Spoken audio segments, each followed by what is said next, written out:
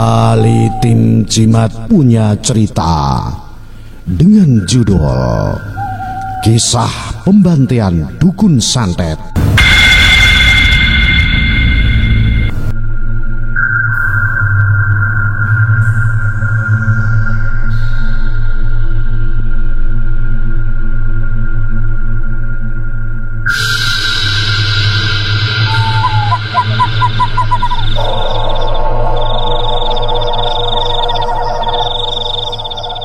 Kisah pembantian dukun santet di Cengkareng, Jakarta Barat pada tahun 1968-an bermula dari wabah muntah darah dan perut membuncit yang diderita warga.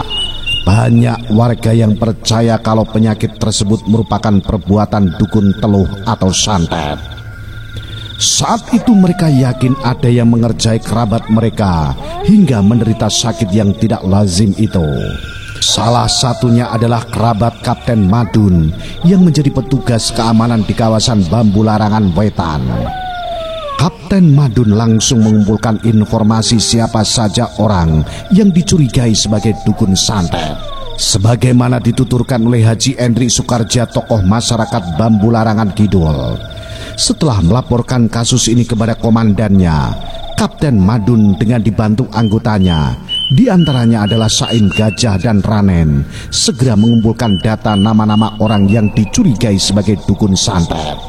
Menurut tokoh pemuda Bambu Larangan Royani, Kapten Madun juga mendapat pasokan data nama-nama orang yang dicurigai sebagai dukun teluh dari salah satu ketua ormas kecamatan Cengkareng. Masih menurut Royani, orang yang dikategorikan sebagai dukun adalah orang yang sering dimintai air adem untuk obat baik gangguan fisik maupun mental, atau orang yang suka dimintai jambi-jambi untuk keperluan tertentu. Sementara untuk kasus Ki Rohimi, menurut Haji Endi Sukarja, Ki Rohimi adalah orang tua yang temperamental serta suka bersumpah serapah. Kata-kata yang sering diucapkan jika dia berselisih dengan orang lain adalah, "Lu ribut sama gua, umur lu 3 hari lagi." Sehingga orang curiga adalah dia dukun teluh yang bisa bikin mati orang secara gaib. Setelah data nama-nama orang yang dicurigai sebagai dukun teluh dianggap cukup, Kapten Madun segera melakukan pemanggilan dan penangkapan. Menurut cerita beberapa orang yang mengetahui peristiwa itu, banyak korban yang dicurigai sebagai dukun teluh yang ditangkap dan dibunuh. Tetapi hanya 6 orang yang berhasil dihimpun dengan keterangan yang cukup meyakinkan. Tercatat 6 orang digelandang ke kantor keamanan di Cengkareng. Mereka adalah Ki Tumpang, Ki Rohimi dari Bambu Larangan, Ki Enih dari Kampung Maja, Ki Loyok dari Kampung Menceng, Ki Lihin asal Poris, dan Ki Kecil dari Tebaci. Selain Ki Rohimi yang tewas ditembak, nasib lebih tragis dialami Ki Lihin. Dia tewas dengan mengenaskan setelah disiksa dengan dipukul tongkat karet di Bulak Cekin. Sementara itu, Ki Enih meskipun tidak sampai dibunuh sempat diarak massa dari rumahnya sampai kantor kecamatan Cengkareng. Iya, salah satu korban pembantian dukun santet ini adalah Ki Rohimi, 59 tahun, warga Bambu Larangan Wetan. Hari yang naas itu bermula ketika Ki Rohimi mendapat panggilan Kapten Madun untuk menghadap ke kantor keamanan setempat.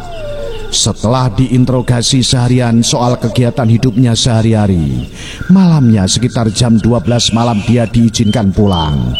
Dengan diantar beberapa orang petugas keamanan Cengkareng, Rohimi pulang lewat pinggir kali kampung Rawa Bengkel. Tetapi malang, ketika perjalanan melewati kuburan Cina Rawa Bengkel, Rohimi ditembak salah seorang petugas keamanan hingga tewas. Kemeja kotak-kotaknya yang lusuh lepek bersimbah darah. Mayatnya dibiarkan tergeletak di kuburan Cina.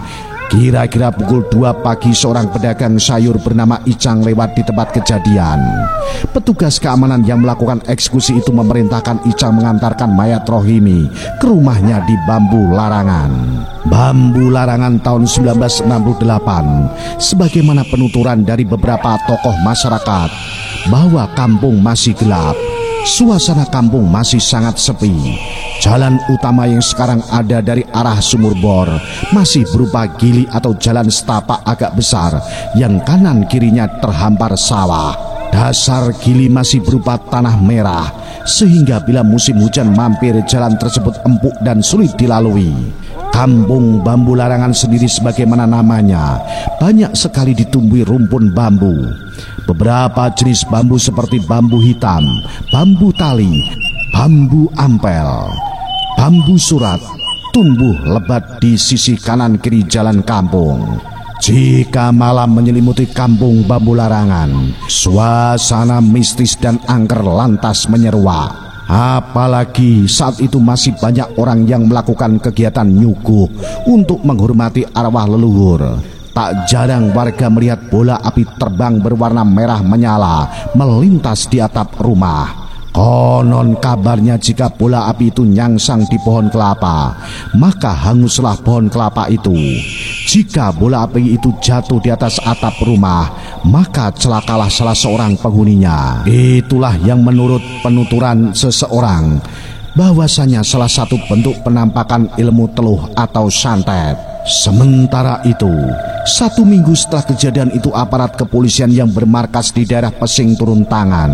Mayat Ki Rohimi yang terlanjur dimakamkan kerabatnya di tanah wakaf keluarga akan diotopsi.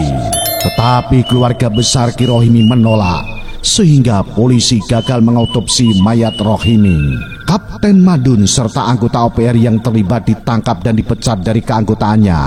Sementara sang pemasok data melarikan diri ke Bandung, hingga saat ini keberadaannya tidak pernah diketahui. Itulah sekelumit kisah sadis terkait fitnah dukun teluh yang terjadi di Cengkareng. 2 korban diantaranya berasal dari Bambu Larangan, sebagai pernah juga terjadi di Banyuwangi, Sukabumi, dan yang masih hangat diberitakan di Sumatera Utara. Ilmu teluh atau santet memang sering makan korban. Namun dibanding dengan korban ilmu teluh, justru orang yang difitnah, diduga atau diisukan sebagai dukun teluhlah yang sering menjadi korban, baik terkena amuk massa atau kekerasan aparat.